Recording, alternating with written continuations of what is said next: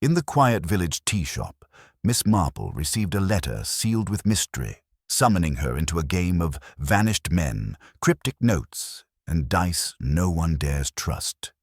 Before we begin, tell me, where are you listening from? Miss Marple sat in the cozy corner of the village tea shop, her knitting needles clicking rhythmically in her hands as she sipped her tea, watching the light rain drizzle against the window. The familiar hum of the shop, the quiet chatter of the locals, and the warmth of the fire made for a peaceful afternoon, but Miss Marple's mind was far from tranquil. It wasn't the weather or the small-town gossip that had caught her attention. No, it was the letter she had just received, sealed with an unfamiliar wax stamp. The letter was brief but direct. Miss Marple, I need your help. A crime has been committed, one that no one can explain, but I believe you might have the insight to solve it. Please come at once. M. Miss Marple knew immediately who the letter was from. It had been years since she had heard from Major Roland Dalloway, but she had once solved a difficult case for him during a summer holiday in the country. He had been an old friend of her late brother, a man of impeccable military credentials and an air of quiet authority. What had changed, she wondered? What crime could be so baffling that Roland, a man used to solving his own problems, would seek her out? She finished her tea, gathered her belongings, and stepped out into the damp afternoon, making her way to the Dalloway estate on the edge of the village. The house was grand, imposing even, but there was something off about it today. As she approached, she saw the faintest flicker of movement behind a drawn curtain, but when she knocked on the door, the butler let her in without hesitation. "Good afternoon, Miss Marple," he said with a polite nod. "The Major is waiting for you in the study." Miss Marple followed him down the long hallway, her shoes muffled on the thick carpet, her mind already turning over the mystery before her. The study was dimly lit, with large wooden bookshelves lining the walls. Major Dalloway sat at the desk, his face drawn, his eyes tired. A cigarette smoldered in the ashtray, casting a faint haze in the air. He rose as she entered, his usual composure slipping for the briefest moment. "Thank you for coming, Miss Marple," he said, his voice steady but heavy with concern. "I didn't know who else to turn to." "Of course, Roland. Now tell me what has happened," Miss Marple replied, settling into a chair opposite him. The Major paused, his hands clasped tightly in front of him as if to still their shaking. "It's my brother, Andrew. He's gone missing. But it's not just that. It's the circumstances surrounding his disappearance that make no sense." Miss Marple raised an eyebrow. "Missing? Was he taken?" No, it's not like that. He simply vanished, and before he did, he left a note." The Major reached into his desk drawer and pulled out a crumpled piece of paper. He handed it to Miss Marple, who read the note silently. "If I don't make it back, it's because I've lost the game. Don't trust anyone, especially not the dice." Miss Marple's keen eyes scanned the words. The note made no sense, yet it was unmistakably a cry for help. But help from whom? And what did the cryptic message about the dice mean? "Have you found any sign of your brother?" she asked, looking up at the Major. "Nothing, absolutely nothing. His room is locked from the inside, but when we broke the door down, we found nothing unusual. His clothes, his personal items, they were all untouched. He just vanished." Miss Marple took a deep breath. "Where was your brother last seen?" "In the gambling hall," Major Dalloway replied, his voice tight. "He's always been a gambler, but this time, it's different. He was in a game with someone we don't know, someone he'd never played with before." "Tell me more about this game," Miss Marple said, her curiosity piqued. "It was a private game. Illegal, of course. No one knows the identity of the other players, but there were rumors. Strange rumors. It's said that the stakes weren't just money, but something far more dangerous.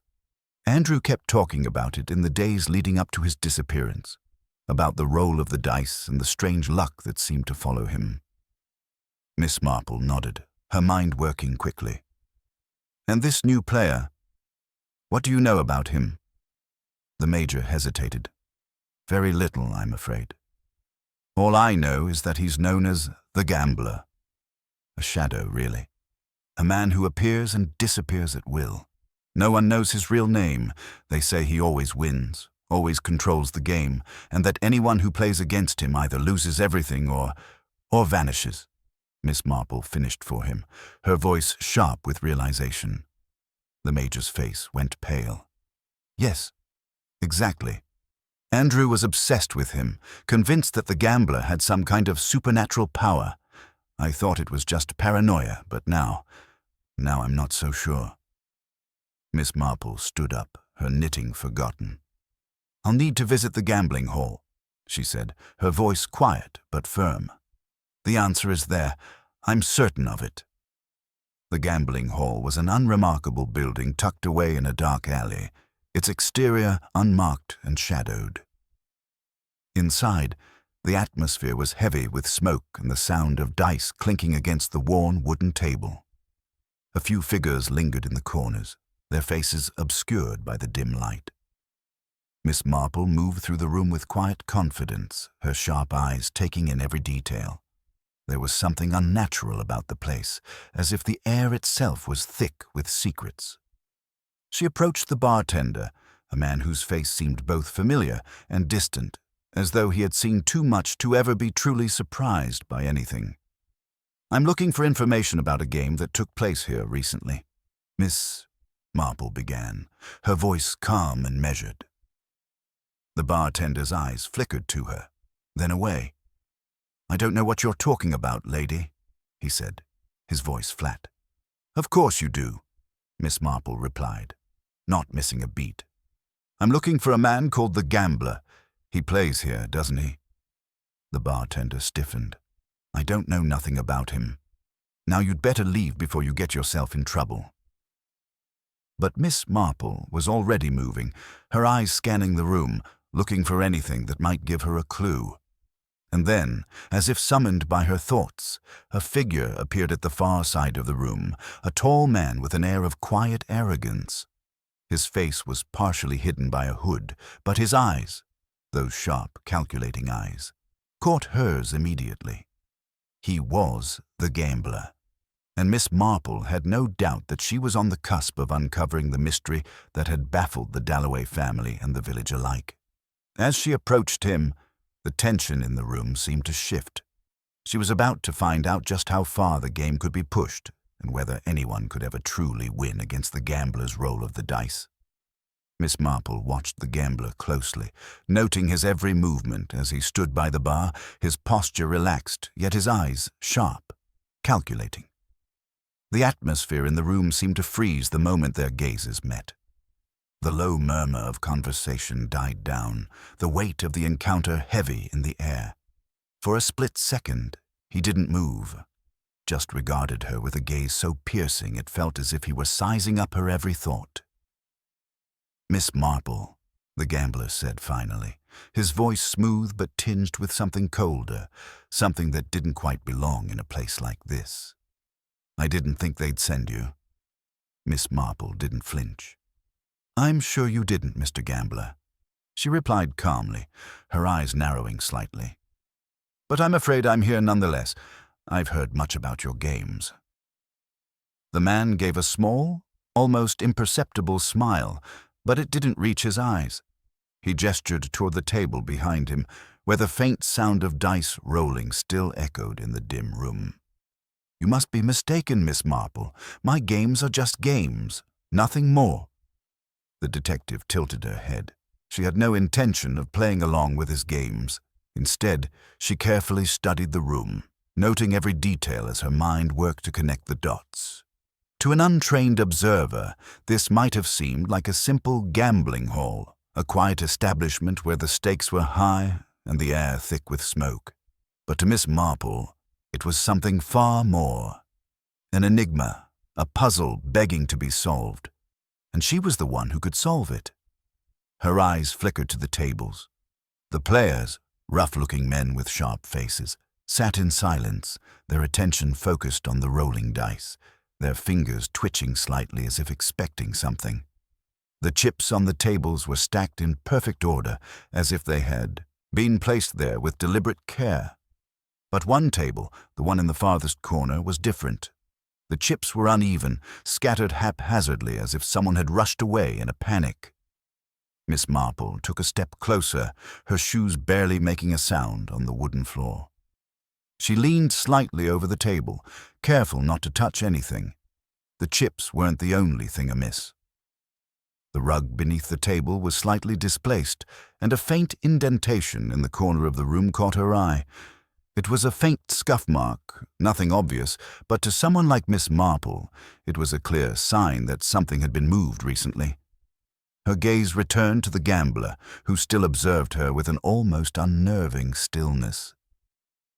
"Tell me," she said, her voice lowering, "when was the last game you played with Andrew Dalloway?"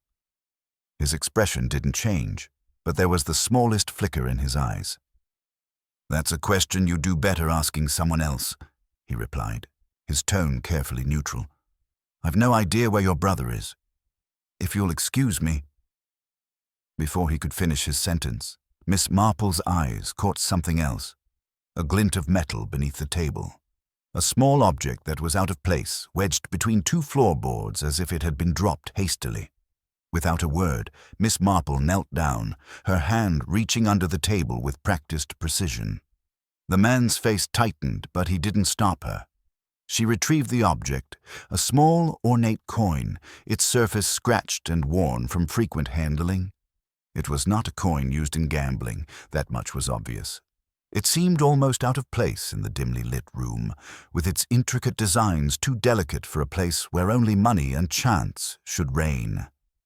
As Miss Marple turned it over in her fingers, she noticed something unusual. Engraved along its edge was a series of numbers, and next to them, a single word: Fortune. She stood up slowly, holding the coin between her fingers as she met the gambler's gaze again. The tension in the room was palpable, but Miss Marple's face remained serene, her expression one of quiet triumph. "You see, Mr. Gambler," she said softly, "this coin doesn't belong here. It's not part of the game. So tell me, how did it come to be in your gambling hall?" The gambler's face darkened, and for the first time the calm facade slipped. "You're making a mistake," he said, his voice low, the forced calmness now replaced with something more dangerous. "That coin has nothing to do with you." "I beg to differ," Miss Marple replied, her tone unwavering. "This coin is a clue, and I suspect it's connected to your game in ways you haven't revealed yet." The gambler stepped forward, his posture now more rigid. "You're playing a dangerous game, Miss Marple," he warned, though his words were laced with an unmistakable edge of fear. Miss Marple didn't flinch. Instead, she turned the coin over in her palm, studying the symbols again. "Fortune," she muttered to herself. "A coin with this engraving. It's not just a game of luck, is it? You've been using this coin to control the game, to stack the odds in your favor." For the first time, the gambler's mask cracked, his eyes flashed with recognition, and Miss Marple knew she was on the right track. "Why don't you tell me what this really is?" she asked, her voice soft but commanding. The gambler took a slow breath, his eyes flickering to the door as if considering an escape. But the room was silent, every other gambler in the hall too afraid to make a move. Finally, he spoke, his voice tense. "Fine," he said, his words dripping with reluctant admission. "You're right, it's not just a game of chance. This coin—" He paused, his eyes narrowing at Miss Marple. "It's part of a ritual, an old one, a game of fate. The dice are loaded, yes, but there's something more. Each game, the stakes rise and the player who loses, well, they lose more than money. They lose everything. It's been passed down through generations, a way to control people, to bend them to your will." "And your brother?" Miss Marple asked, her voice now icy. "What happened to Andrew?" The gambler shifted uneasily. He lost and was consumed by it. They always are. You don't play with this coin unless you're willing to gamble your soul." A chill ran down Miss Marple's spine. "And the others, the other players, are they all—" "Part of the game," the gambler interrupted, his voice colder now. "They're all part of the game, Miss Marple, and the one who controls the game controls them. Andrew, he wasn't the first, and he won't be the last." Miss Marple's mind raced. She had all the pieces now, but the puzzle was more dangerous than she'd imagined. The game wasn't about money. It was about something far more sinister. The gambler's cold grip on the people who played his game was not just psychological. It was personal. And Andrew Dalloway had been caught in it, trapped in a ritual that had cost him far more than he'd bargained for. She turned to the door, her mind already working through the next steps of the investigation. The truth was closer now, but so were the dangers. The deeper she dug, the more she realized the stakes had just been raised. Miss Marple left the gambling hall, the chill of the night air sinking into her bones. The weight of the coin in her pocket felt heavier with every step, its mystery twisting around her thoughts like an insistent whisper. The gambler's admission had been unsettling, but it had also revealed a terrifying truth. This game was far more than it seemed, and Andrew Dalloway was merely another victim of its cruel rules. She knew the next step in her investigation had to be to speak with the others, the players who had been involved in the game, the witnesses who might have seen something or heard something that could give her the final pieces of the puzzle. The Dalloway family had already been pulled into this web, but there were others, those who had played and walked away, those who had lost and perhaps paid a price even higher than money.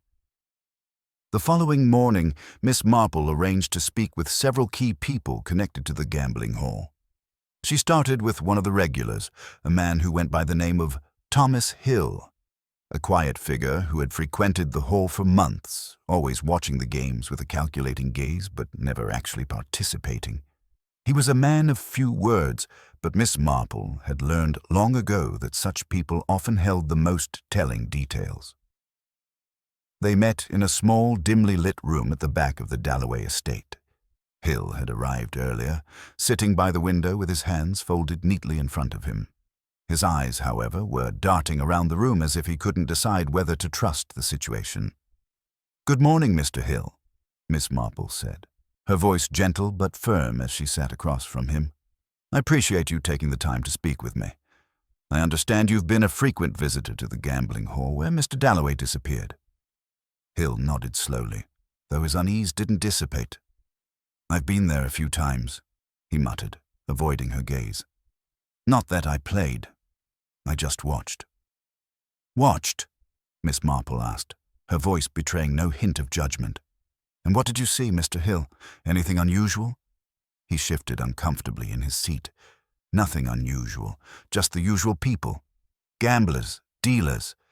There's always someone new, but, well, you could say the place had a certain air about it. A weight. Not something you'd expect from just a simple gambling hall." "Did you see Andrew Dalloway at the tables?" Miss Marple pressed. His eyes flickered toward her, then away. "I did. He played a few times, I think. But there was one night.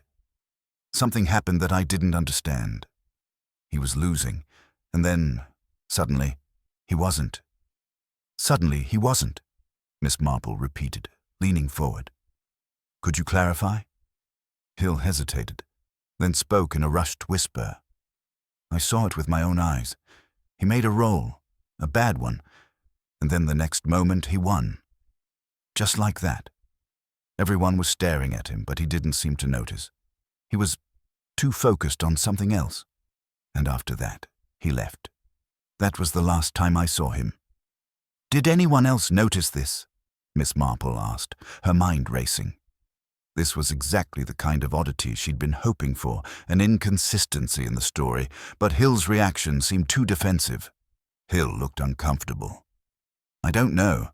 People don't talk about it much. They just keep playing, but I saw it, and it wasn't normal." Miss Marple nodded slowly, making mental notes. "Thank you, Mr. Hill. Your account is very useful." She left the room, her mind already forming questions about Hill's evasive behavior. He had spoken as if he knew more than he was willing to share. And then there was his story. One of the most important moments, the turning point in Andrew's game, was wrapped in confusion and secrecy.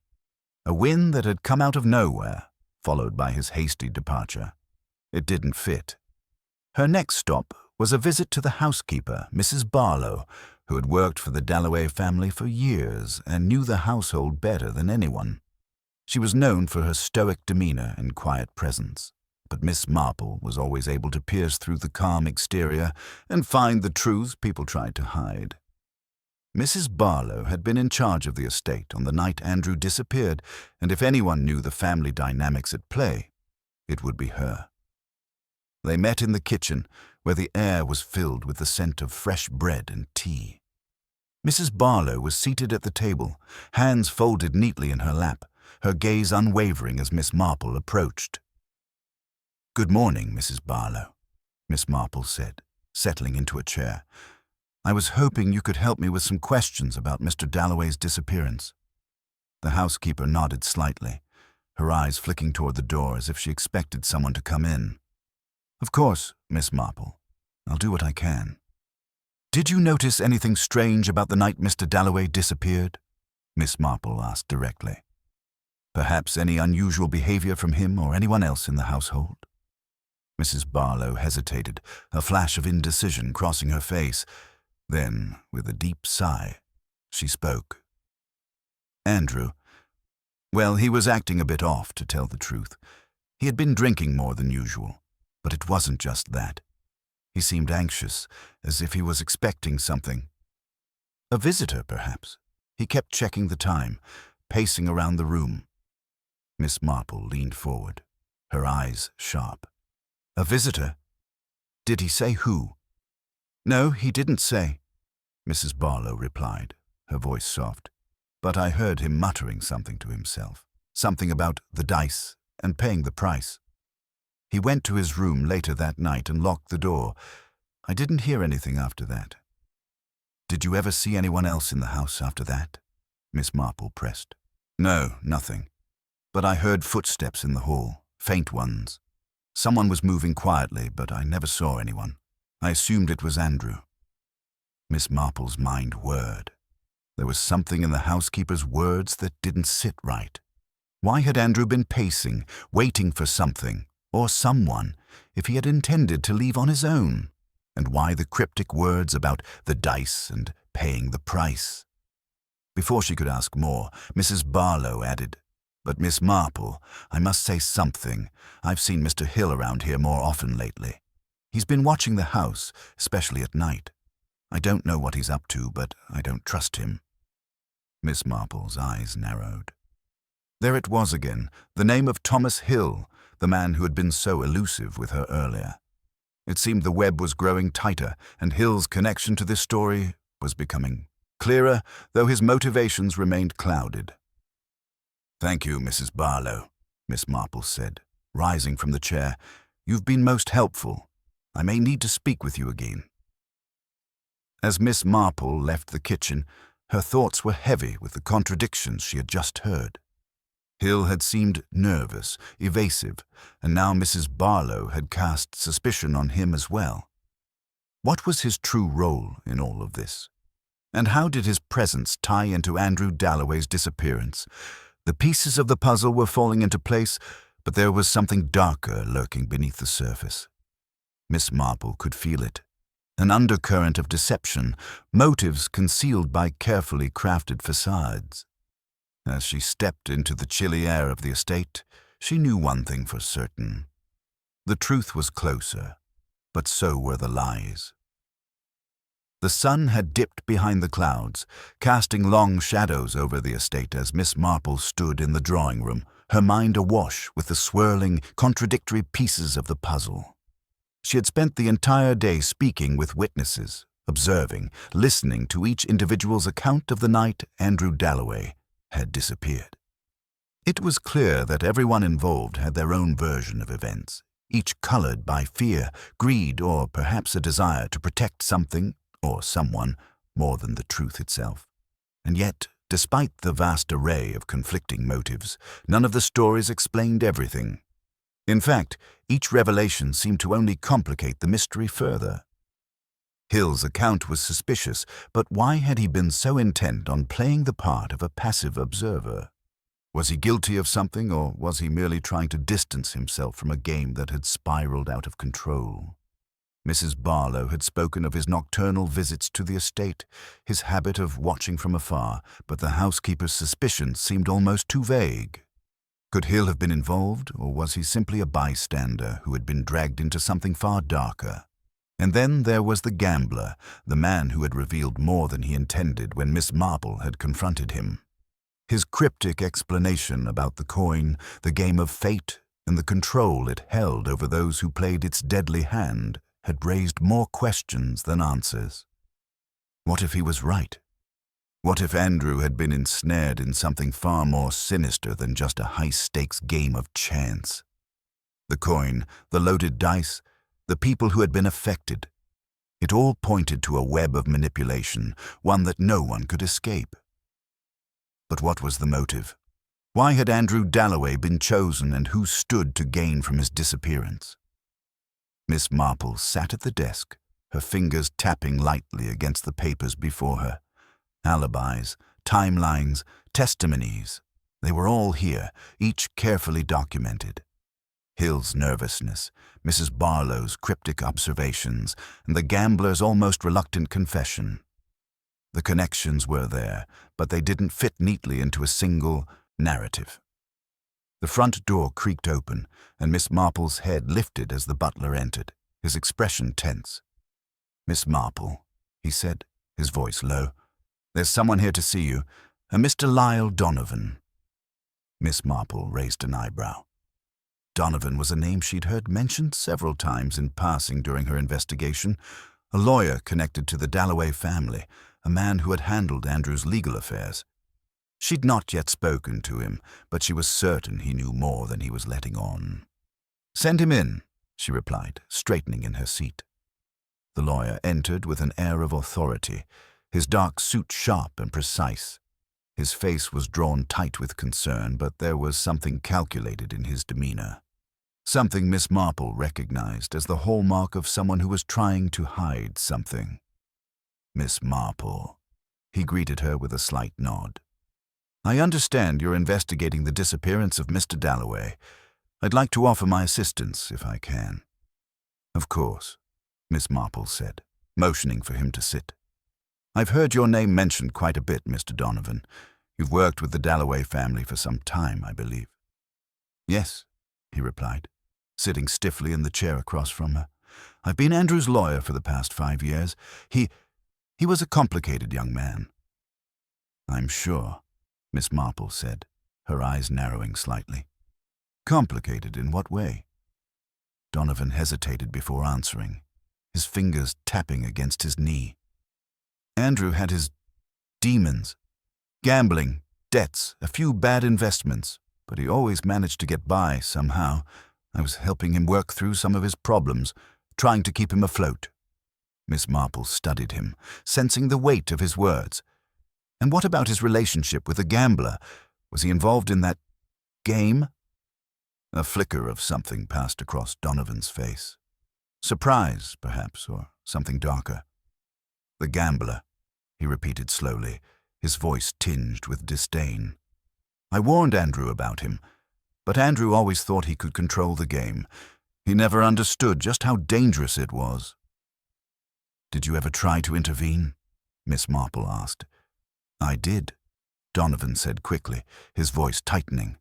"But Andrew wouldn't listen. He saw the gambler as some kind of challenge, a way to prove himself. He was always chasing that high, that win that would set everything right.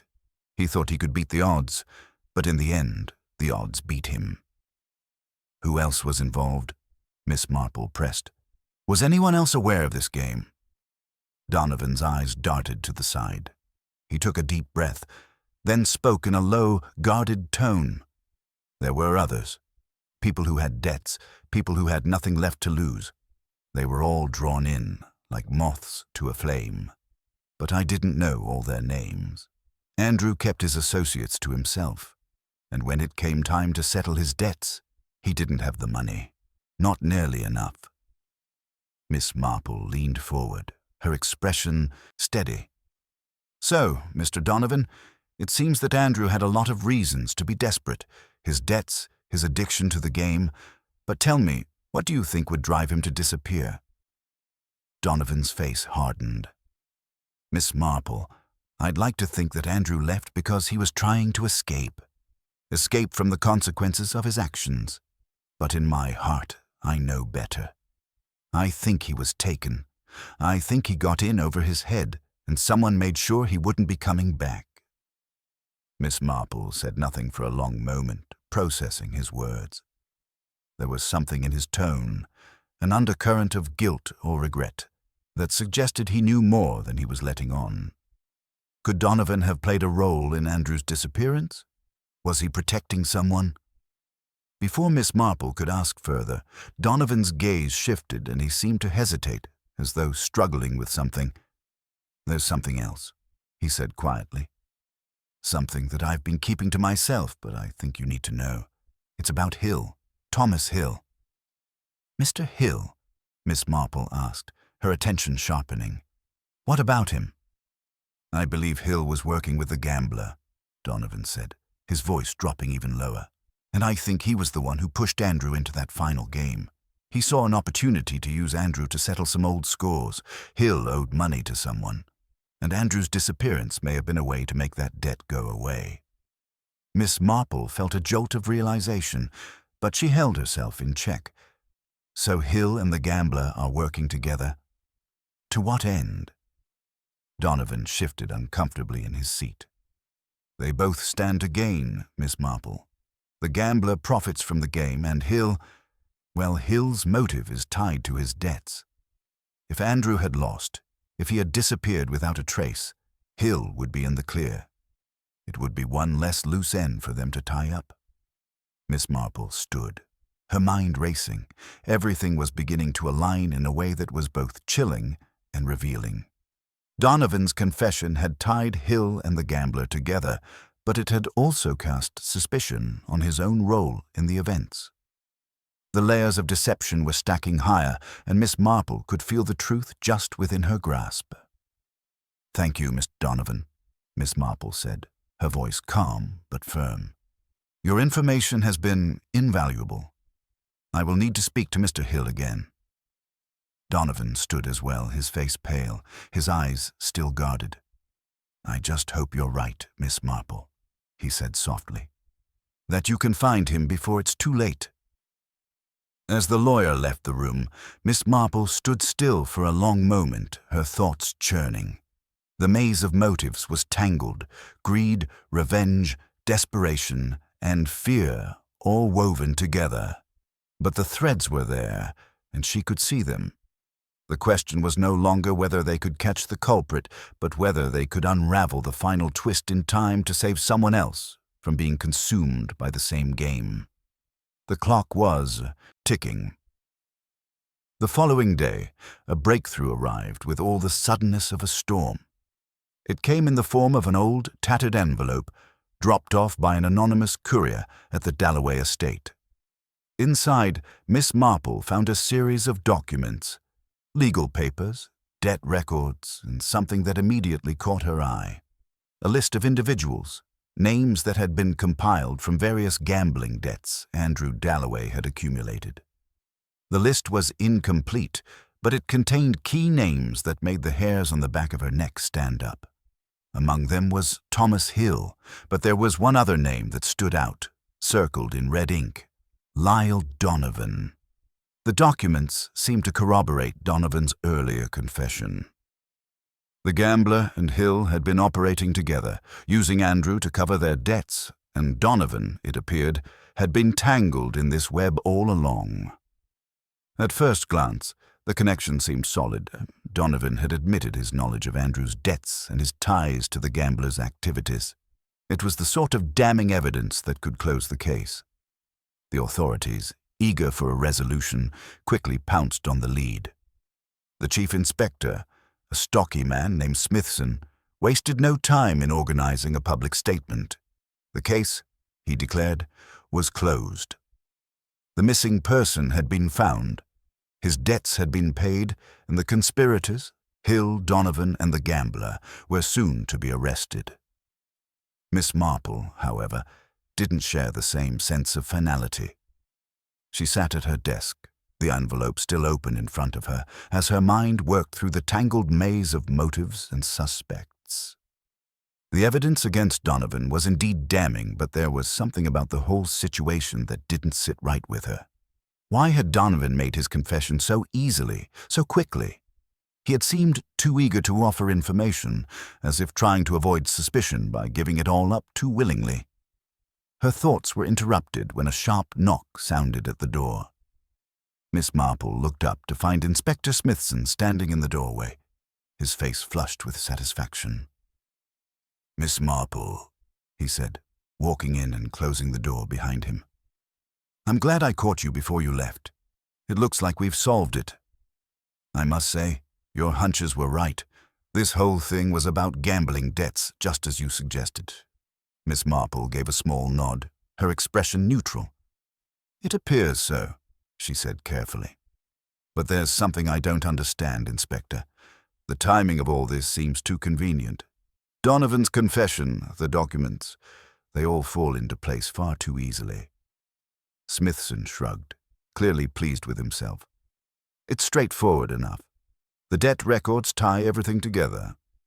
Donovan's been hiding his involvement, but now we know exactly how he was linked to the gamblers. He had every motive to have Andrew disappear. He had debts to settle and a reputation to protect. Plus, Hill's involvement makes sense, doesn't it? He's been skimming from the game for months. The pieces are falling into place, Miss Marple. We've got him." Miss Marple frowned, looking down at the list of names again. Donovan's confession, when examined under the surface, still felt like a carefully constructed piece of the puzzle. Too neatly packaged, almost as though someone had been waiting for the right moment to provide it. "I agree," she said slowly, "that it looks promising. But you must admit, Inspector, there are a few things that don't add up. For one, why would Hill have worked with Donovan? Hill was a gambler, but he didn't have the same sort of financial desperation that Donovan had. And yet, here we have Donovan practically handing us the answer on a silver platter. It's too clean, too perfect." Smithson's face grew tight. "Are you suggesting we're wrong, that this is all some kind of setup?" "I'm not saying that," Miss Marple replied. "I just want us to consider the possibility that we've been fed the answer too quickly. Someone may be manipulating us, presenting us with a solution that doesn't actually answer the bigger questions." Smithson let out a long sigh, obviously impatient. "We've been over this. We've got the evidence. We have a confession. What more do you want?" Miss Marple didn't answer immediately. Instead, she stood up and walked over to the window, peering out at the gloomy estate grounds. Her mind was racing through the details, the things she had seen and heard. Donovan's confession, the list of names, Hill's strange behavior, and the gambler's cryptic words about fate. None of it fully explained the web that had ensnared Andrew Dalloway. But there was one thing that nagged at her, one detail she couldn't shake: the coin. She turned back to Smithson, her expression now more focused. "Inspector, I think we need to speak with the gambler once more." Smithson raised an eyebrow, clearly frustrated by her reluctance to accept the conclusion. "Why?" "The man's confessed. The case is practically wrapped up." "Because," Miss Marple said quietly, "the gambler knows something that we don't. His role in all of this is far deeper than we thought. If we let him slip through our fingers now, we may miss the truth altogether." Smithson hesitated, but then nodded. "Very well. I'll arrange for another interrogation, but I'm telling you, Miss Marple, this case is all but closed." The next day, they found themselves back in the dimly lit interrogation room where the gambler had first been questioned. His face, once sharp and calculating, now appeared resigned, as though he had expected the inevitable. Miss Marple sat across from him, her eyes unwavering. "You seem confident," she said, studying his posture. "I'm confident," the gambler replied with a slight smile, though there was no humor in it. "You have your answer. The debts were paid. Hill and Donovan are responsible. Andrew was just another casualty in a game too dangerous to play." Miss Marple leaned forward, her gaze piercing. "That's what you want us to believe, isn't it? But tell me, what happened to the coin?" The gambler's eyes flickered. "The coin?" he repeated, his voice carefully controlled. "Yes," Miss Marple said, her voice low and steady. "The coin you mentioned when we first spoke. The one that seemed to decide who won and who lost. You spoke as though it were part of the game itself, a token of fate. Tell me, gambler, why would you say such a thing unless it meant something more?" The gambler's smile faded, and for the first time Miss Marple saw a flicker of unease in his eyes. "I'm afraid you've misunderstood. That coin is nothing but superstition. It doesn't control anything. It's just a part of the game's mystique." "Then why was it so important to Andrew?" Miss Marple pressed. "Why was he willing to risk everything, his family, his life, for a game of chance? And why did he come to believe that the coin had the power to decide his fate?" The gambler's face hardened, and he looked away, his fingers tapping nervously against the table. "Because it did in the end. That's all you need to know." Miss Marple studied him for a long moment, her mind working through the layers of his words. The case had been solved, or so it seemed, but the gambler's cryptic remarks, his evasion, and his shifting demeanor told her everything she needed to know. The real truth, the heart of the mystery, had yet to be revealed. And the one thing that remained clear was that the coin was more than just a symbol. It was a key that held the final answer, one that was still hidden in the shadows. The real criminal, Miss Marple knew, was still playing the game. And it wasn't over yet. The investigation had begun to feel like a puzzle that, no matter how many pieces were put into place, never quite formed the whole picture. Miss Marple sat in her room late that evening, the flickering glow of the fireplace casting long shadows against the walls. She stared at the collection of papers scattered across the desk, the list of names, the debt records, the confessions, each detail meticulously documented. Yet something nagged at her, a small, almost imperceptible thread that refused to fit into the narrative. She hadn't realized it yet, but she was looking at the wrong angle. She had been so focused on the present, on the immediate motives, that she'd forgotten something crucial: the past. The past had a way of resurfacing when least expected, and as she reviewed the details of Andrew Dalloway's life, her mind slowly began to uncover a buried connection, one that had long since been forgotten, but which now had the potential to change everything. The gambler's words echoed in her mind, a whisper of fate, the game that controlled everything. But why had Andrew been drawn to it in the first place? It was clear that his debts had spiraled out of control, but Miss Marple was beginning to suspect that his problems ran deeper than mere financial ruin. There had been something more, a sense of history, perhaps. A cycle that repeated itself, leading Andrew into a path that had been paved by his father. It was the mention of a family heirloom that had begun to unravel this new thread in Miss Marple's mind. The coin. The very same coin the gambler had spoken of, the one that had been treated as a symbol of fate. Miss Marple had assumed it was a trivial detail at first, a mere relic of a bygone game. But now, in the quiet of the night, it hit her. Andrew's father, Lord Dalloway, had once been involved in a notorious gambling scandal decades ago, a scandal that had left a trail of broken promises and unsolved mysteries. Her pulse quickened as she pieced the fragments together. Lord Dalloway had been known for his reckless behavior, his penchant for high-stakes gambling that had tarnished his reputation. But it wasn't just the gambling that had ruined him. It was the connections he'd made in the underground world, the people who had taken advantage of his addiction. And then, of course, There was the mysterious disappearance of one of his closest associates, a man named Jameson Cole. Jameson had vanished one night, without a trace, after a gambling dispute. The case had been quietly buried, dismissed as another casualty of the high society games Lord Dalloway had played. No one had ever connected Jameson's disappearance to the future of the Dalloway family, but Miss Marple now saw the link clearly. Jameson Cole had been Andrew's godfather. The revelation sent a ripple through Miss Marple's thoughts. If Jameson Cole had been involved in Lord Dalloway's gambling troubles, if his disappearance had been tied to the debts of the Dalloway estate, then it wasn't a far leap to consider that Andrew's own downfall might have been set into motion long before he ever entered the picture. The coin, the symbol of fate that the gambler had mentioned, had likely been part of a game Lord Dalloway had played years ago, a game that had cost Jameson Cole his life and set the stage for Andrew's tragic fate. Miss Marple's fingers hovered over the papers, and she found herself once more poring over the names that had surfaced in the investigation. Hill, Donovan, the gambler, all of them were connected, at least on the surface, by Andrew's debts and the high-stakes games he had become ensnared in. But there was one name she hadn't considered fully, the name of the man who had found himself on the periphery of this tangled web of greed and fate.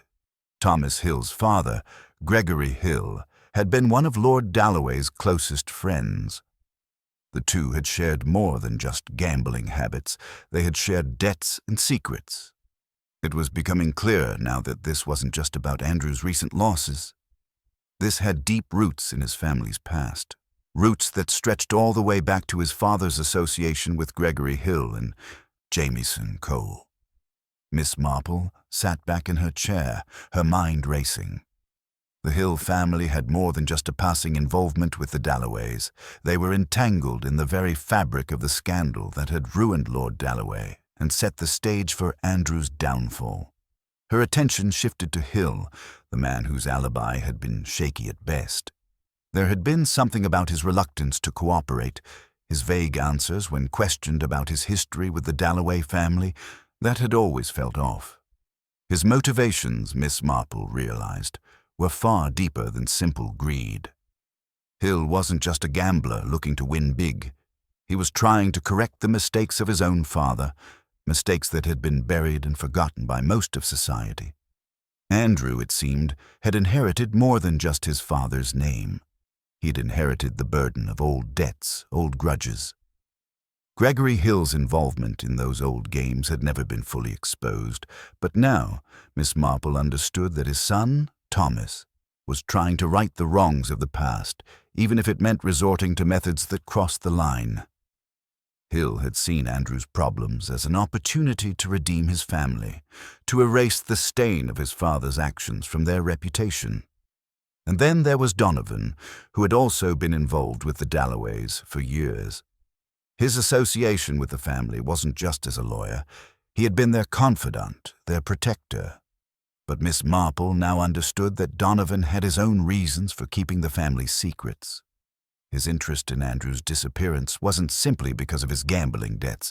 It was because Andrew represented the last link to a past that Donovan had tried to escape. The tangled web of betrayal and loss, of gambling debts that had gone unpaid for decades, had reached its climax with Andrew's life. And Donovan knew it. Everything, it seemed, had come full circle. Miss Marple's eyes lingered on the documents before her once again. The name Jameson Cole stood out like a ghost, a reminder of how far back this story truly reached. The case wasn't simply about Andrew's debts or his disappearance. It was about the repercussions of a past filled with secrets, lies, and betrayal. It was about the lives that had been ruined by a single, reckless game that had been played decades ago. She stood and walked to the window, gazing out over the sprawling estate. It was quiet now, the shadows stretching long over the land. But Miss Marple knew that the storm was far from over. There was still more to uncover, more pieces of the puzzle that hadn't been revealed yet. Thomas Hill, Donovan, the gambler, they were all part of a story that had been decades in the making. But now, with the past brought into the light, Miss Marple was closer than ever to understanding who had truly orchestrated this elaborate game. And when the final pieces fell into place, the truth would be more than just a revelation. It would be a reckoning. The days following her revelation about the past were filled with tension. The investigation had become a tangled web of old debts, family secrets, and shifting allegiances, and yet Miss Marple knew that the final pieces were still out of reach. The gambler, Donovan, Hill.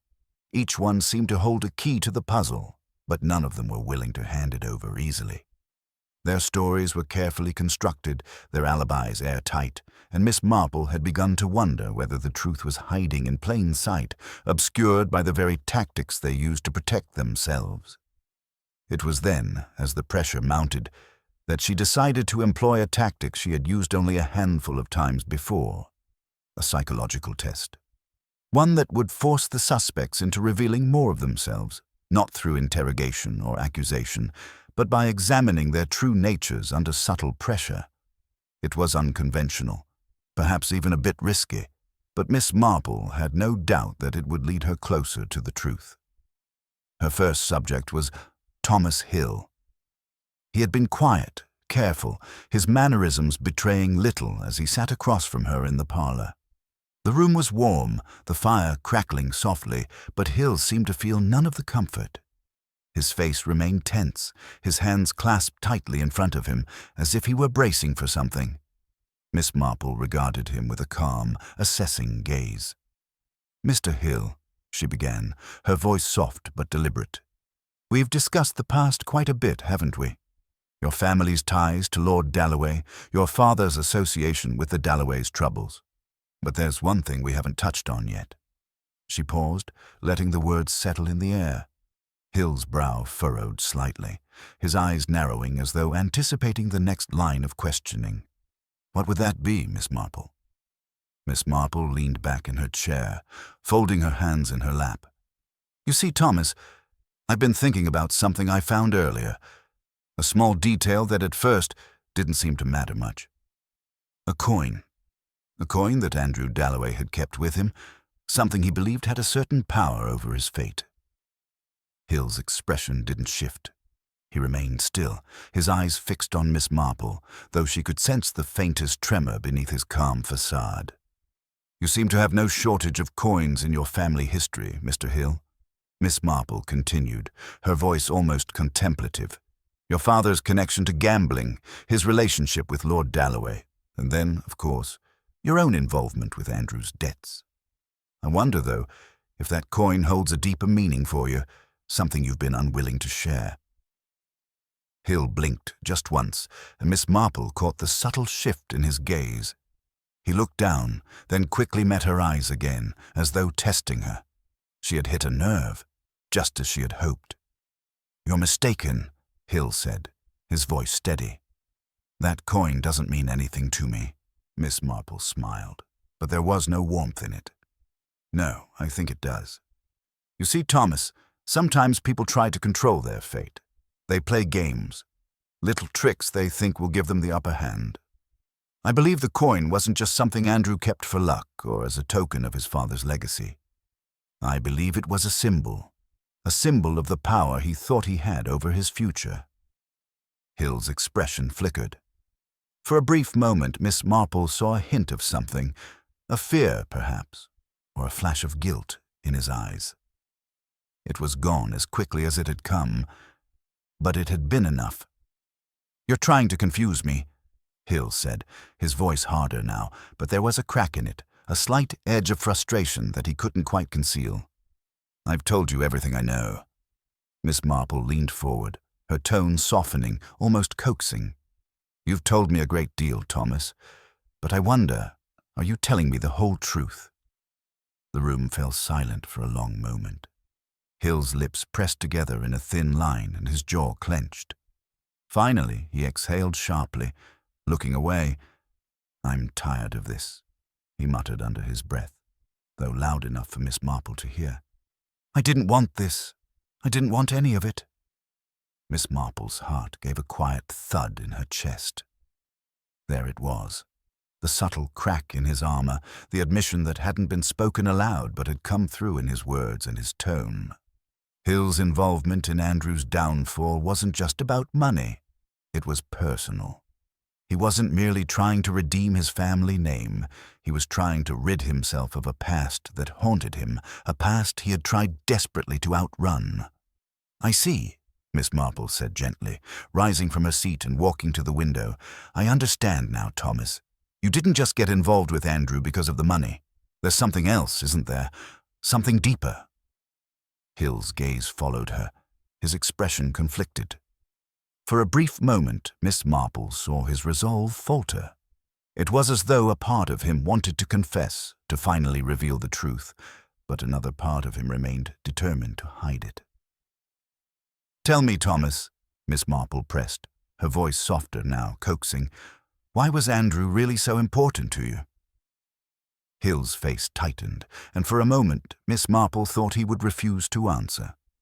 But then, unexpectedly, he slumped in his chair, his shoulders sagging with the weight of years of secrets. "Because of my father," he said, the words coming out in a rush. "My father made a deal with Lord Dalloway. He promised him that I'd be taken care of, that I'd be given a way to make up for what he had lost in the games, his reputation, his money. But when it came time for me to pay my dues, I couldn't do it. I couldn't become the man he wanted me to be. So I turned to Andrew. He was the key, you see. He was the one I thought could fix everything." Miss Marple turned back to face him, her eyes narrowing as she took in his confession. "You thought Andrew could fix your family's past, and when he couldn't, when he became just another victim of the game, your plan failed." Hill's face twisted with something between guilt and bitterness. "I never meant for it to go this far.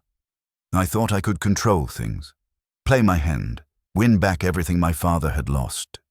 But then everything just spiraled out of control." Miss Marple nodded slowly, taking in every word. She knew now that Hill had been driven not by greed, but by a desperate need to rewrite history, to make things right in a way that was never possible. It had clouded his judgment and led him to betray Andrew. But this confession was only part of the story. Hill's words had unlocked a deeper understanding, but there were still more layers to uncover, and Miss Marple knew that the game was far from over. As Hill's shoulders slumped in defeat, Miss Marple felt the first true piece of the puzzle click into place. But there was more to learn, and the final revelation, she was certain, was yet to come. Miss Marple spent the next few days in careful reflection, mulling over the revelations Thomas Hill had unintentionally provided. She had known there was more to the story, but this confession was like a window opening into a long-forgotten room, one filled with shadows, old wounds, and betrayal. Hill's admission had revealed the tangled knot at the heart of the case, yet it had also presented an uncomfortable truth. The more she learned, the more she realized just how far-reaching the manipulation had been. But as the investigation began to take shape, a shift occurred, a subtle disturbance that Miss Marple couldn't immediately put her finger on. Something felt off, and it was more than just the silence in the air, the pressure mounting as each suspect seemed to close in around her. It was the absence of a key piece of evidence, one that had been crucial to understanding Andrew Dalloway's last days. The coin.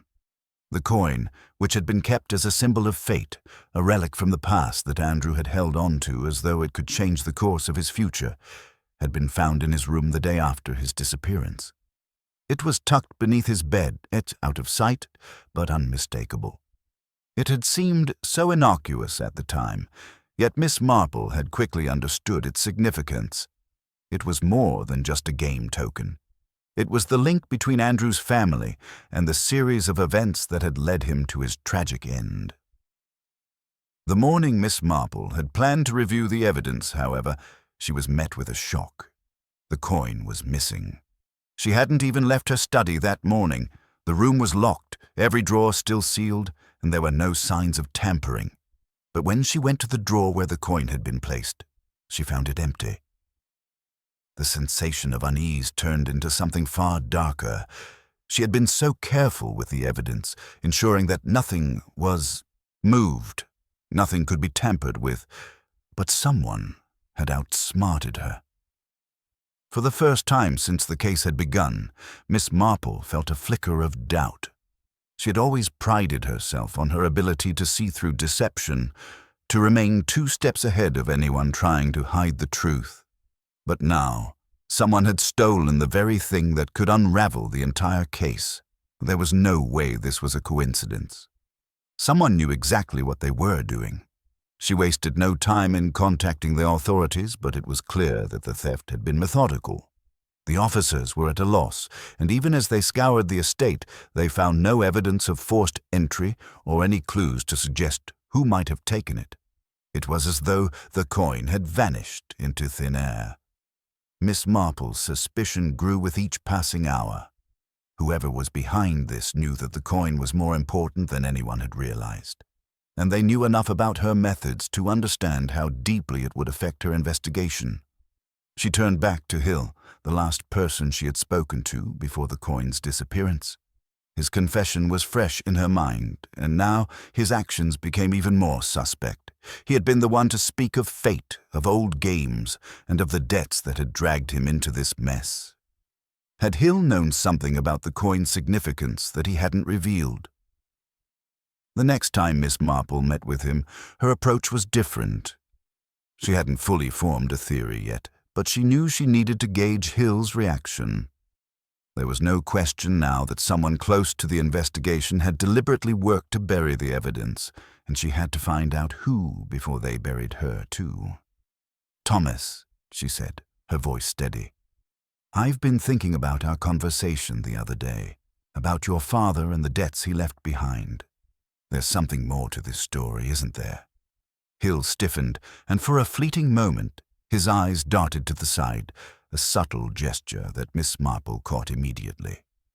It was enough to confirm her suspicion. He wasn't just uncomfortable with the question.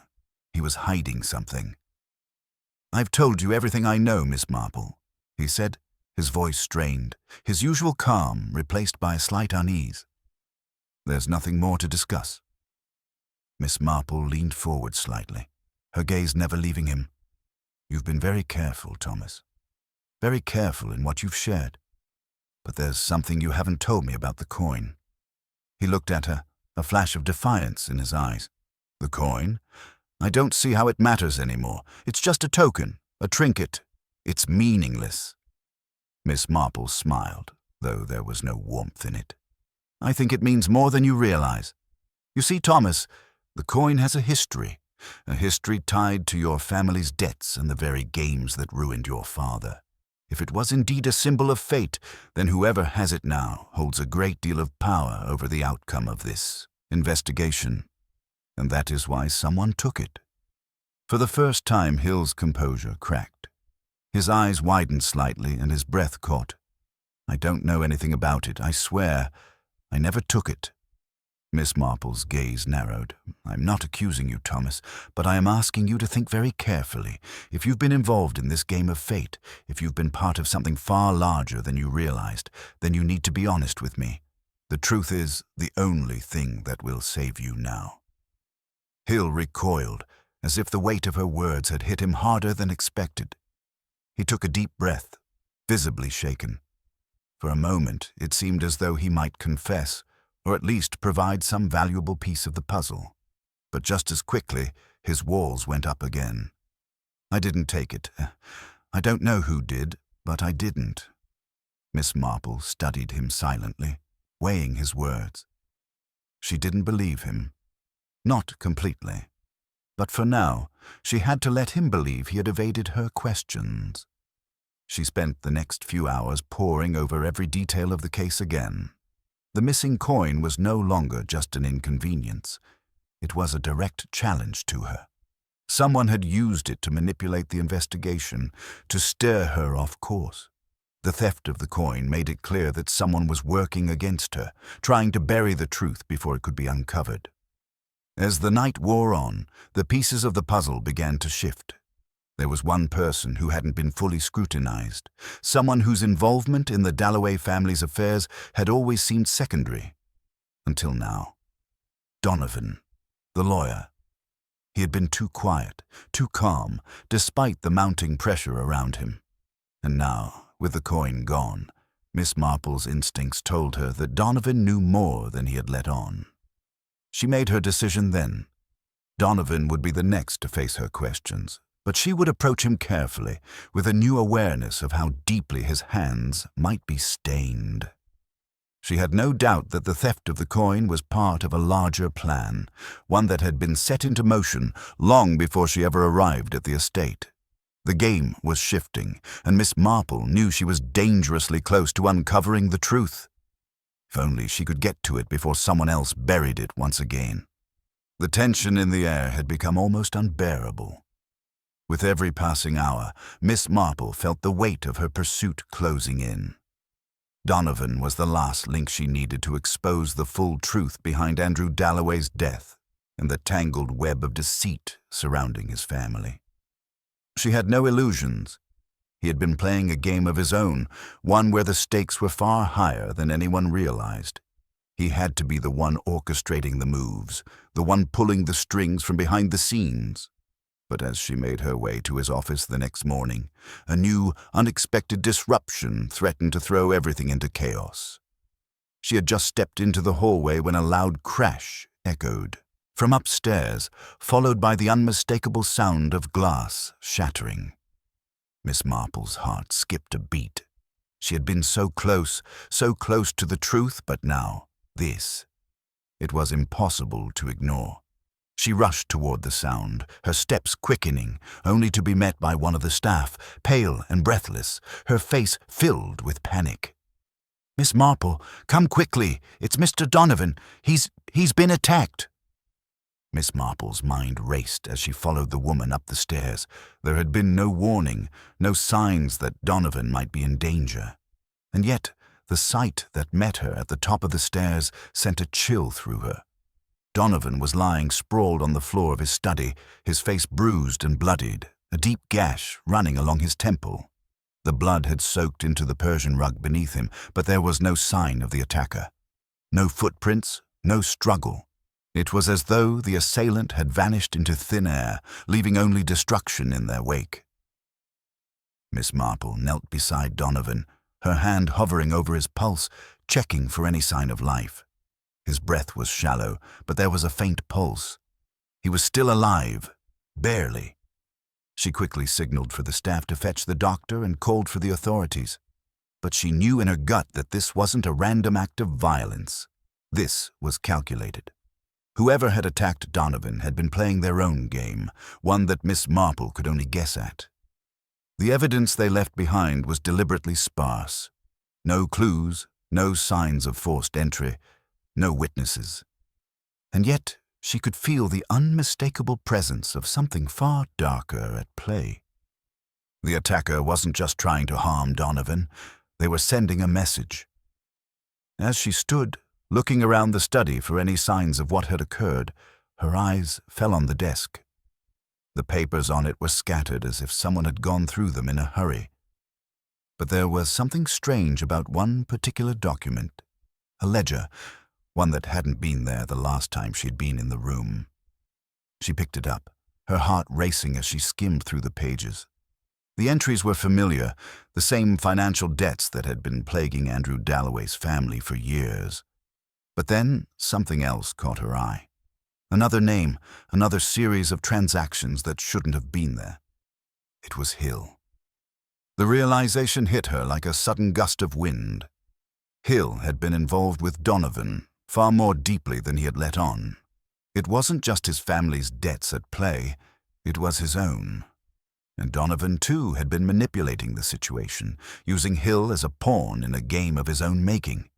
The ledger was the evidence that tied them together, but now that evidence was missing, hidden away in a place she couldn't yet reach.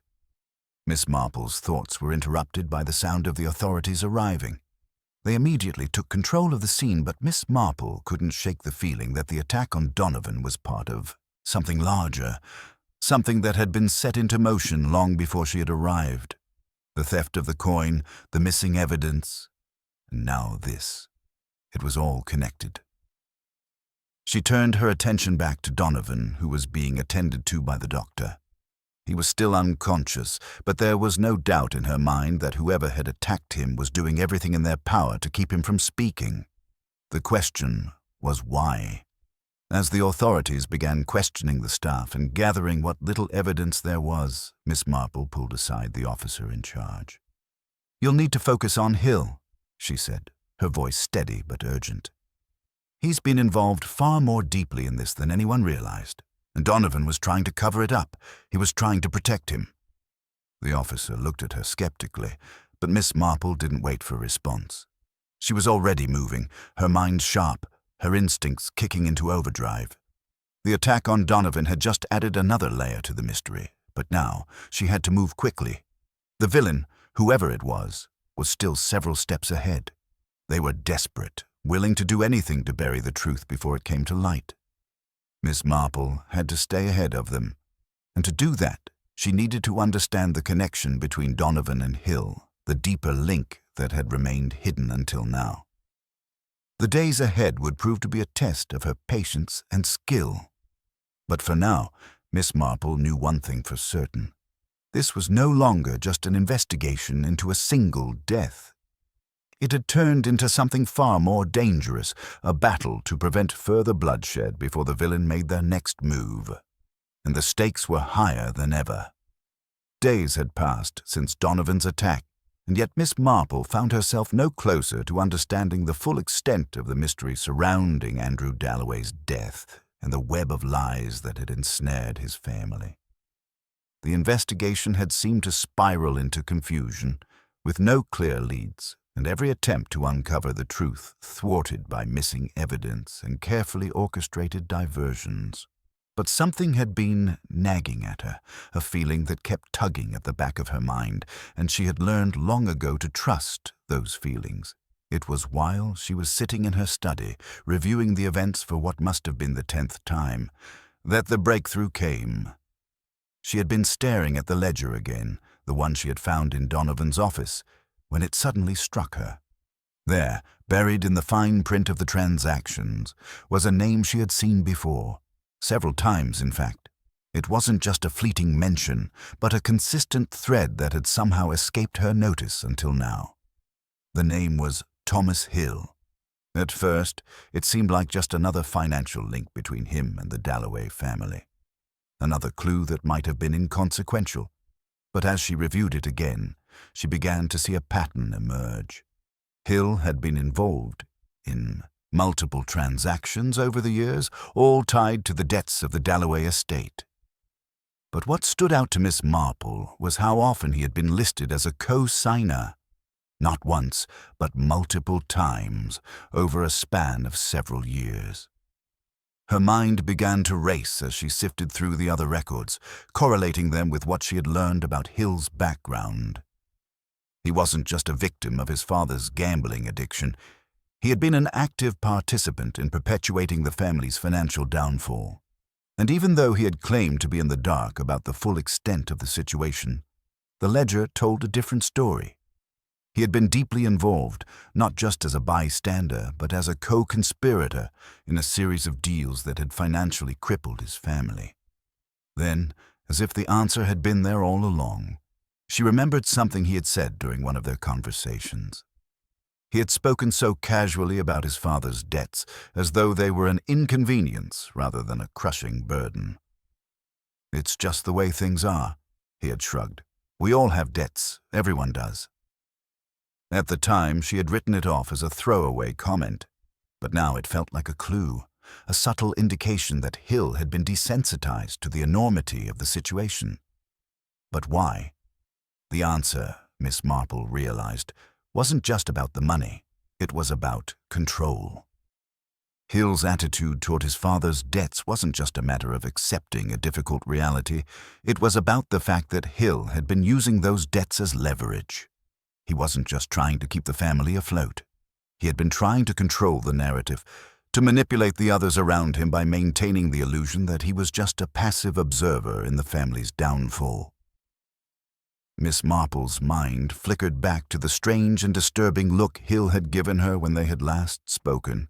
His sudden defensiveness, the way his eyes had darted around as though searching for something, someone, to help him deflect the conversation. And then there was the way he had spoken of fate, of the power of games and choices, words that had seemed too rehearsed, too deliberate. Her gaze returned to the ledger, the same pages she had been staring at for hours, and she saw it now, anomalies she hadn't noticed before. The dates of the transactions aligned with a series of events that seemed entirely too coincidental. The debts, the games, the coins, it all seemed to come back to one thing: control. Hill had been trying to manipulate not just his father, but everyone around him. He had used his family's financial struggles to his advantage, orchestrating a game in which he was the winner, the only one who stood to benefit from the collapse of the Dalloway estate. Miss Marple's thoughts were interrupted by a knock at the door. The officer in charge of the case, Inspector Martin, entered with a grim expression. "I've just received word that another of Dalloway's business partners has gone missing," he said, his voice tight with frustration. "Charles Forrester. He was one of the key players in the Dalloway company, and now he's vanished. No sign of him, no clue as to where he might be." Miss Marple didn't flinch. The pattern was becoming clearer by the minute, and she knew exactly where it would lead.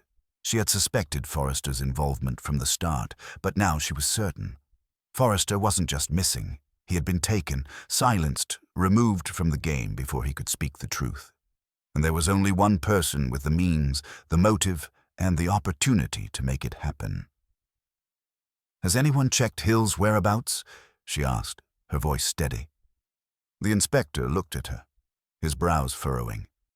"We've been trying to track him down. He's been elusive, more so than usual." "Why?" Miss Marple met his gaze.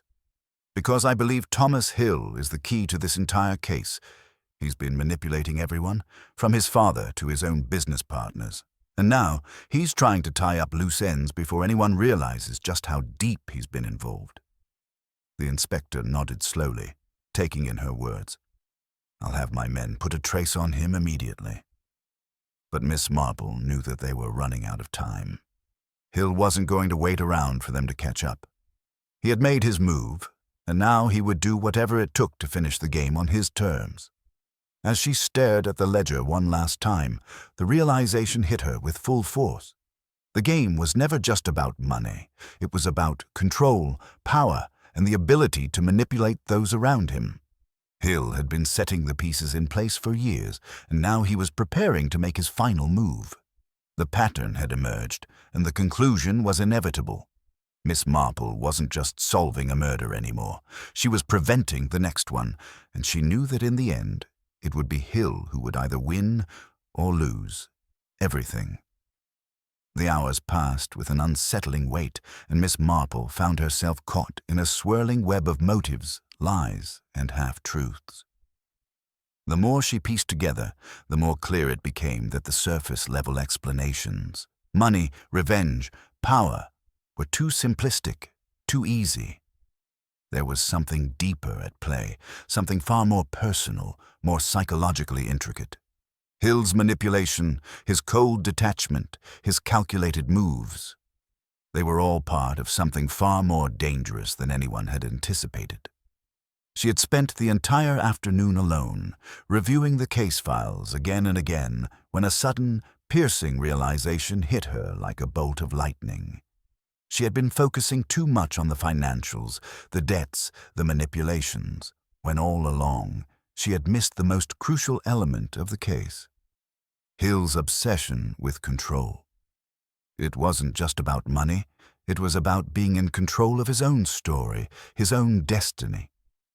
The pieces clicked into place, and for the first time she understood what had driven Hill to such extremes. He wasn't just a product of his family's dysfunction, he was the architect of it, pulling the strings and creating chaos to suit his own twisted needs. But what had triggered it? Why had Hill chosen to go this far?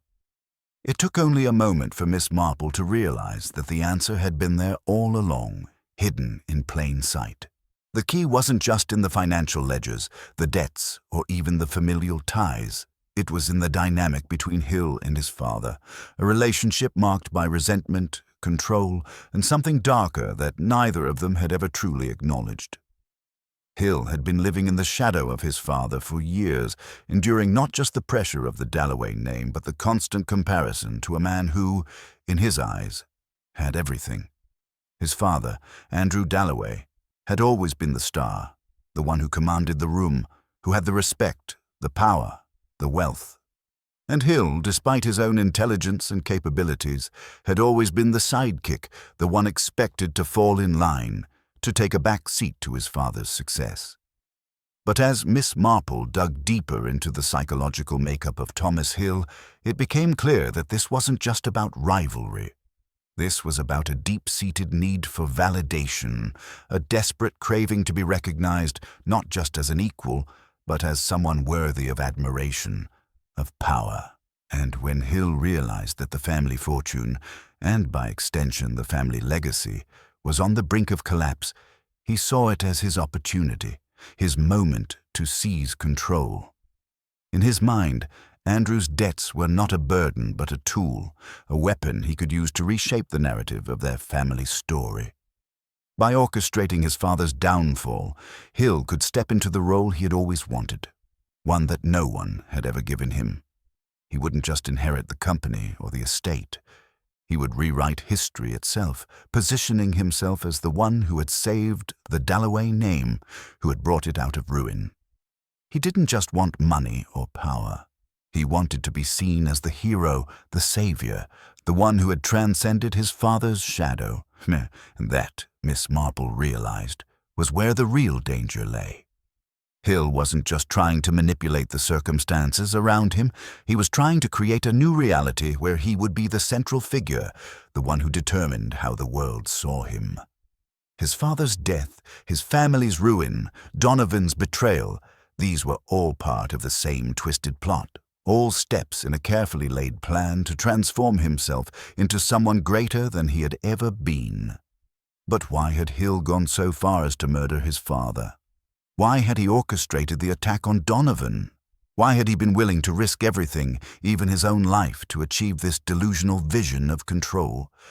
The answer was as simple as it was chilling. Hill was not just acting out of a desire for power. He was desperate to erase any trace of his own weakness, his own fear that had festered in the shadow of his father's influence for so long. Andrew Dalloway had been the measure of all things, of success, of strength, of worth. And Thomas Hill had been nothing more than a disappointment, a failure in his father's eyes, and a failure in his own eyes as well. The murder was not just an act of ambition, it was an act of self-destruction, a final, violent attempt to break free from a life of suffocating expectations and to claim the identity Hill had always wanted but never dared to pursue. Killing his father wasn't about inheritance. It was about tearing down the walls of a life that had been built around him so he could build something entirely new, something that only he could control. As Miss Marple sat back, reflecting on the depth of Hill's psyche, she felt a wave of cold dread wash over her. She had always known there was something lurking beneath the surface, something more than just the obvious motives of money and power. But now she understood that this was a crime born not just of greed or revenge, but of a psychological need so deep and consuming that it had driven Hill to destroy everything and everyone in his path. Miss Marple wasn't sure whether she could ever fully understand the mind of a man who would go to such extremes. But what she did know was this: Thomas Hill wasn't just a criminal. He was a man trapped in a narrative of his own making, desperately trying to write a story that would give him meaning and purpose. And in the end, it was that need for control, that need to reshape the world around him, that had led him to murder. The horrifying realization hit her. Hill wasn't just the murderer. He was also his own victim. The night air felt sharp against Miss Marple's skin as she stood outside the Dalloway estate, the faint glow of the estate lights casting long shadows across the gravel driveway. It was nearly midnight, and the hour felt pregnant with anticipation. She had worked tirelessly to bring everything together, to track down the loose ends, to understand the twisted motivations behind Thomas Hill's actions. Now, everything had led to this moment, this final confrontation, where the truth would either be forced into the light or buried forever. The authorities had already positioned themselves at the perimeter of the estate, ready to move in at her signal. But Miss Marple had her own plan. She wasn't about to let anyone else take the credit for this one. Not when she had finally pieced together the entire puzzle, understood the depths of Hill's psyche, and was now prepared to close the case herself. Her mind replayed the last few days, the moments when she had drawn the final threads together. The motive, Hill's obsession with control, his need to prove himself in the shadow of his father's towering legacy. The manipulation, the lies, the acts of desperation. All of it had led her to one inescapable conclusion. Thomas Hill would either confess or be forced to flee. Either way, tonight he would make his move. The door of the mansion creaked as she pushed it open, stepping into the darkened hallway. The air inside was thick with the scent of dust and old wood, the silence pressing in on her like a tangible weight. She took a deep breath, her steps measured, deliberate. Her eyes scanned every corner, every shadow, every piece of furniture. There was no sign of Hill yet, but she knew he was here. He couldn't stay hidden for long, not when she had set the trap. It wasn't just the case files or the ledger entries that had led her here. It was Hill's reaction when she'd last confronted him. That moment had been the tipping point, the realization that he could no longer maintain his mask of indifference. She had seen it in his eyes, the subtle shift in his posture, the tightening of his jaw. He knew she was close, but he wasn't ready to give up yet. She heard the soft creak of floorboards behind her, the faintest sound, and she didn't flinch. She had known he'd be here. Hill had never been one to resist the urge for confrontation. He was used to manipulating those around him, used to being the one in control. But tonight, the tables had turned. "Miss Marple," came a low voice from the shadows. She turned slowly, her expression composed, but her heart raced with anticipation. Hill stepped into the light, his face betraying nothing but a faint, knowing smile. "I knew you'd come. I was wondering when you would finally make your move." Miss Marple didn't respond immediately. She simply observed him, noting the way he stood, tall but with an underlying tension that suggested he was still waiting for something. A response, perhaps, a sign that the game wasn't over. "You've been playing a dangerous game, Thomas," Miss Marple said, her voice calm but firm. "A game that's cost you everything, your father's life, your family's reputation, and soon, your own freedom." Hill's smile faltered, just slightly before he regained his composure. "You think you understand me, don't you? You think you've figured it all out?" His voice was sharp now, edged with frustration. "But you don't. You have no idea what it's like to live in someone else's shadow your entire life. To always be second best, to be treated like you're not enough, no matter what you do. My father always saw me as a failure, just a means to an end. He thought I was a disappointment, and I had enough." "You're wrong," Miss Marple replied, her voice cutting through the tension. "Your father may not have been perfect, but you were never a disappointment to him. You were a person, but you chose to destroy everything instead of facing the truth. You made your own failure, Thomas. You chose to take the easy way out and burn everything to the ground." Hill's eyes narrowed, his hands twitching at his sides. "You don't understand," he muttered. "You never could." Miss Marple's gaze never wavered. "No, Thomas.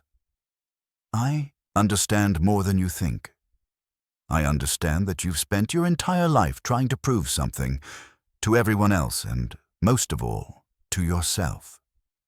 But in the end, all you've done is destroy the very thing you were trying to control." For a long moment, there was silence between them. Hill's face flickered with emotion, a flash of anger, then something else. Something deeper, more raw. It was guilt, regret, the realization that he had gone too far, done too much, and now there was no way back. "Don't you see?" he said suddenly, his voice breaking. "I had no choice.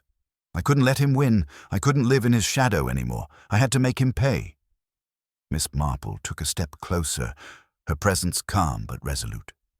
"You could have found another way, but you chose this path, the path of destruction, and now you'll pay the price for it." Hill's eyes darted to the door, to the hallway beyond. For a split second, Miss Marple saw the flicker of panic in his gaze, but before he could make a move, she stepped forward, blocking his exit.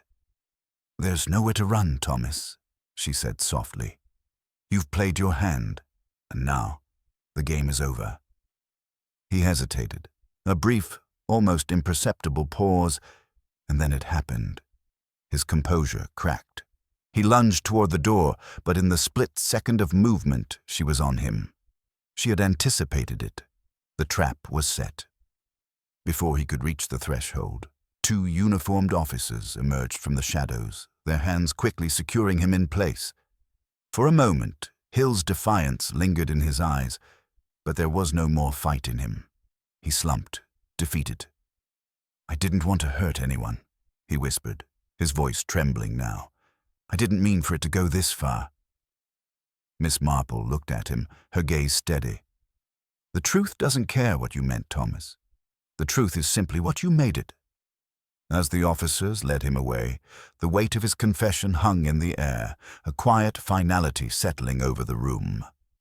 The game was over, and in the end, Miss Marple had proven that no one, not even the most twisted of criminals, could outrun the truth forever. As the officers escorted Thomas Hill into the awaiting car, Miss Marple stood motionless in the hallway, her eyes following the retreating figure. The sound of Hill's muffled protests faded, swallowed by the house's ancient walls, leaving only the eerie stillness that followed a storm's passing. She allowed herself a moment of quiet satisfaction. The puzzle was solved. The pieces, scattered so chaotically just days before, had come together in a neat, final arrangement. But even as she stood there, a subtle, gnawing discomfort tugged at her, a sensation she knew too well. The feeling that, in every case, there was always something more, some overlooked detail or unspoken truth that, if left unexamined, could unravel the whole solution. She had felt it before, that whisper of doubt, just before everything fell into place. Tonight, it felt stronger than ever. The quiet was broken by the soft sound of footsteps approaching. Miss Marple turned to see Chief Inspector Barton, his face taut with the strain of the past few days, walking toward her. He carried a look of both relief and exhaustion. "Well, Miss Marple," he said, his voice gruff but tempered with a hint of respect. "It seems we've got our man." She nodded but remained silent for a moment, her gaze flickering to the door through which Hill had just disappeared. "Yes," she said at last. "It appears so." Barton exhaled, rubbing his eyes as if the weight of the case was finally lifting from his shoulders. "I'll make sure the paperwork is in order. A confession like that—" He paused, then lowered his voice. "It's almost too clean. Doesn't it feel a bit too simple?" Her eyes narrowed imperceptibly, and she didn't immediately respond. Instead, she let her thoughts wander over the details once again, each one, each motion of the investigation playing back like a series of familiar frames. The way Hill had broken down under pressure, his final words, his admission of guilt. Yet still, that sense of unease lingered, an itch beneath the surface. He had confessed too readily, perhaps, and that unsettled her. "I think we may need to dig a little deeper," Miss Marple murmured, more to herself than to Barton. "I can't shake the feeling that something doesn't add up." Barton gave her a puzzled look, but before he could respond, there was a soft knock at the door. A uniformed officer stepped in, holding a sealed envelope. "Sorry to interrupt, sir," the officer said, his voice clipped with urgency. "We've just received this. It's for Miss Marple." The room seemed to freeze as Miss Marple took the envelope from the officer's hands. The seal was unfamiliar, an intricate emblem she had never seen before. It was unmarked, with no return address. Her fingers tingled as she carefully broke the seal and pulled out the letter. The words inside were typed, the ink fresh. "Miss Marple, I hope you're not too proud of your triumph tonight. The game isn't over, not yet. Hill wasn't the real mastermind. The real culprit is still at large, and you're about to make a grave mistake if you believe otherwise." The letter ended abruptly, unsigned, but its message was clear. Her heart skipped a beat as she read the words again, then once more. Hill wasn't the real mastermind. Barton, oblivious to the inner turmoil that now stirred within Miss Marple, was staring at the letter with a mix of confusion and disbelief. "Who would send something like this?" he asked, his voice a low growl of frustration. Miss Marple didn't answer immediately. Her mind raced through the possibilities, the names, the connections she had overlooked.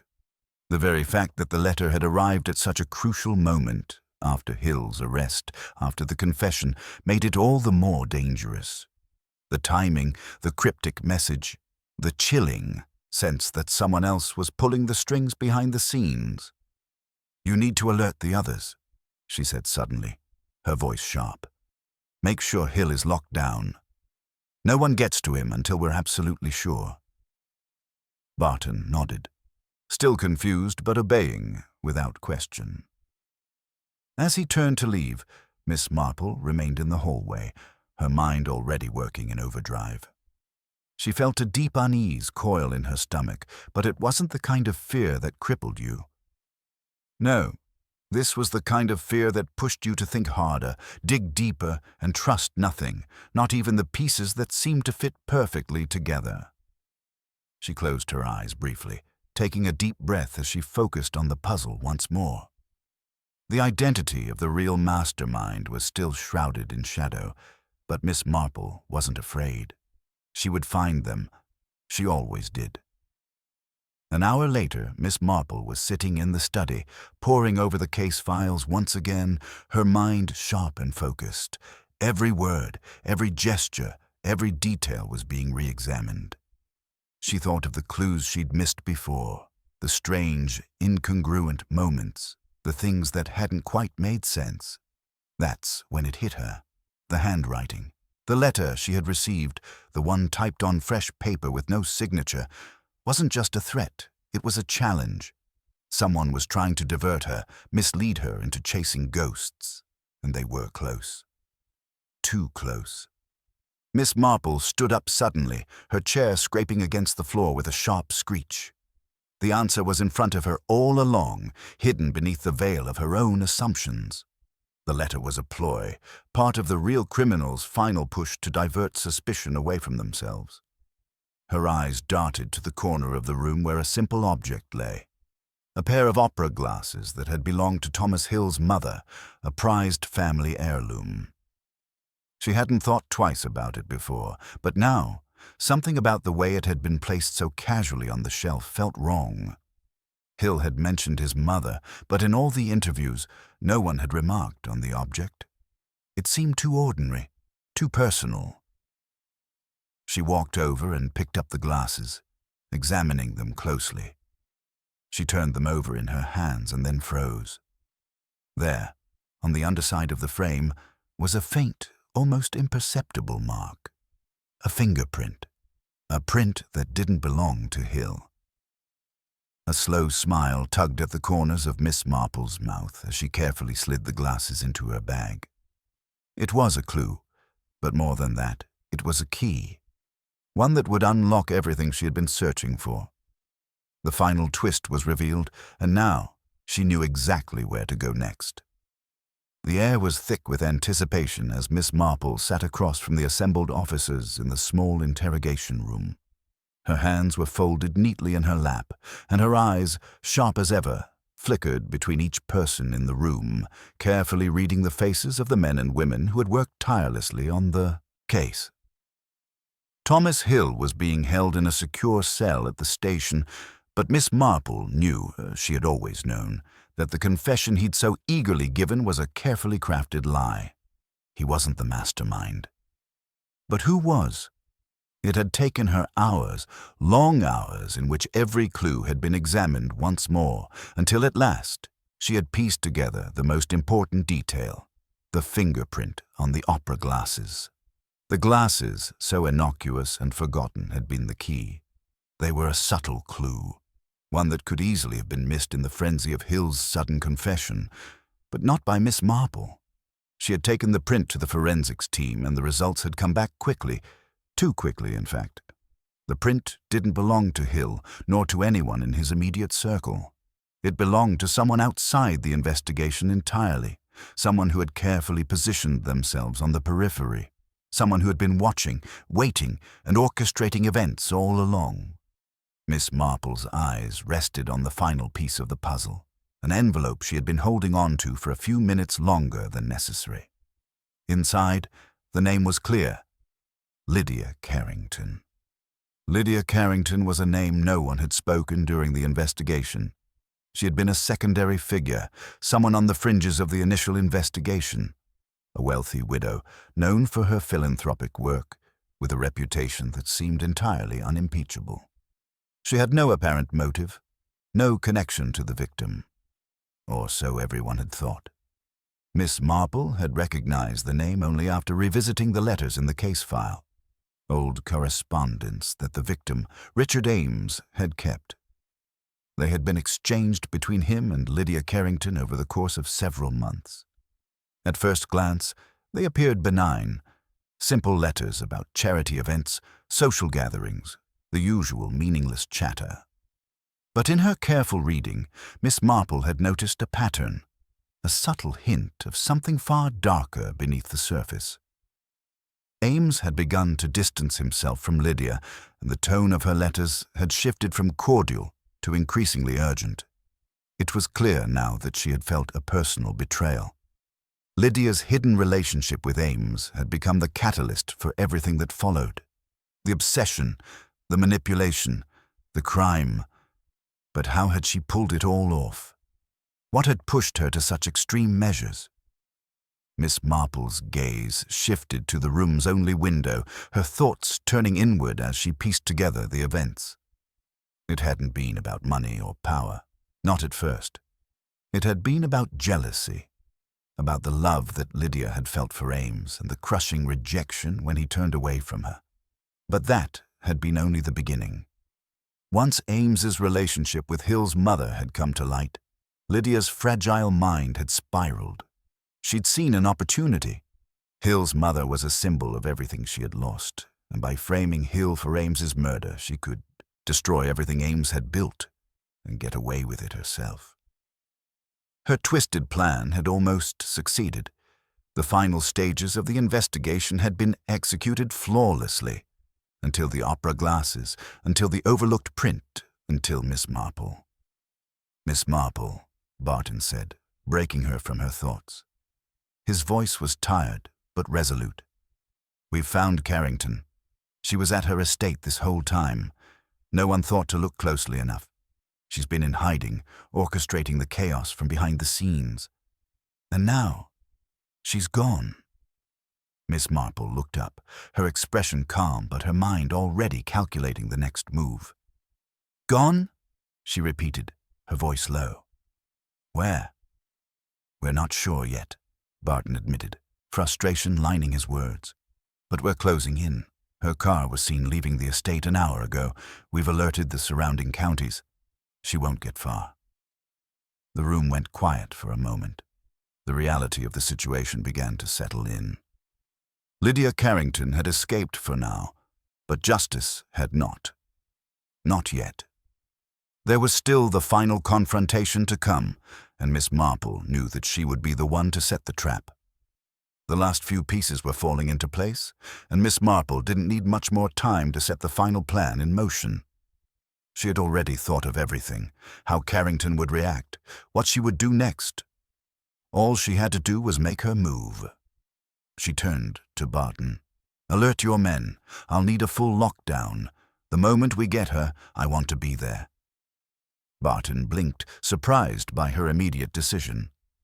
"Are you sure about this, Miss Marple? It's not safe to—" "I am sure," she interrupted, standing up. "And I'm not about to let her slip through our fingers now. I've waited too long to let this final piece of the puzzle remain incomplete." As they moved out of the room, Miss Marple's mind raced. She could feel the tension in her chest, the familiar pressure that signaled a breakthrough was near. She thought of Lydia, the careful mask she wore, the years of control she had exerted over everyone around her. But the mask was slipping now. Lydia's desperation would be her undoing. The drive to the estate felt like an eternity, the thick fog of the early evening pressing against the windows as the car sped toward the outskirts of town. Miss Marple stared out into the mist, her thoughts focused and steady. She knew Lydia's motivations, her fears, and her weaknesses. It was a psychological game now, one that Miss Marple knew well. When they arrived at the estate, the lights were dim, and the sprawling manor stood dark against the night sky. There was no sign of life, but Miss Marple knew better than to believe appearances. She stepped out of the car, her steps measured and deliberate as Barton and the others followed close behind. The plan was simple: bait the trap, make Lydia think she was still in control, and then, finally, catch her. The police had already closed off the area, but Miss Marple had a way of knowing when something was just right. The front door creaked open. They entered, and there, standing in the dim hallway, was Lydia Carrington. She didn't seem startled to see them, though her eyes flickered with a brief flash of panic. Her demeanor was calm, controlled, but her posture betrayed the tension beneath. Miss Marple didn't waste time. "It's over, Lydia," she said softly, but with an edge of finality. "You've been playing a dangerous game." Lydia's gaze flickered for just a second, but it was enough. The crack in her facade was unmistakable. "No," Lydia replied coldly, her voice betraying the desperation she had kept hidden for so long. "It's never over. Not for me." Miss Marple took a slow, deliberate step forward. "It's over now, Lydia. Justice doesn't forget." As the officers moved in, Lydia made one last move, darting toward the door, her fingers brushing the trigger of a hidden pistol. But before she could act, Barton's men were on her, forcing her to the ground. Miss Marple watched as they took her away, her mind already moving on to the next case. The feeling of completion was momentary. She knew the true nature of her work was never done, but for now, justice had been served, or at least it had been delivered to those who deserved it. And as Lydia was driven away in handcuffs, Miss Marple allowed herself a brief, quiet smile. The puzzle had been solved once more. The distant hum of the police sirens faded as the convoy carrying Lydia Carrington disappeared into the night, leaving the dark estate behind. Miss Marple stood still for a moment, watching the fading lights, her hands clasped together in front of her, her sharp eyes lost in thought. The case was closed, officially anyway. Lydia would face the full force of justice, and the veil of lies and manipulation would no longer hold sway over the lives of those caught in her web. Yet, as the cold wind swept through the empty garden, Miss Marple's mind lingered on something, an elusive feeling that gnawed at her. The answers had come together so neatly, too neatly, as if the last puzzle piece had fallen into place just a little too easily. It was as though the fabric of the mystery had been stitched together a bit too perfectly, and some small detail, remained unresolved. Her eyes drifted to the ground, her gaze catching on a small, discarded object near the front door of the manor, a forgotten glove, half buried in the grass. It was a simple thing, easily overlooked in the rush of events that had unfolded, but Miss Marple's mind, always attuned to the smallest discrepancies, refused to let it slip by unnoticed. She bent down, carefully picking it up, her fingers tracing the delicate fabric. It was a woman's glove, elegant and finely made, but there was something about it that seemed out of place.